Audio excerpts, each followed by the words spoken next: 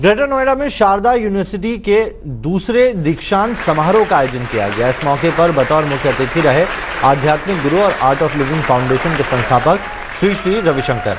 इस दौरान शारदा यूनिवर्सिटी के तकरीबन 3500 छात्रों को डिग्री प्रदान की गई। छात्रों का उत्साह यहां देखने लायक था। दोनों सत्रों में पूरे विश्वविद्यालय में अव्वल आने वाले दो छात्रों को रविशंकर ने गोल्ड मेडल भी दिया।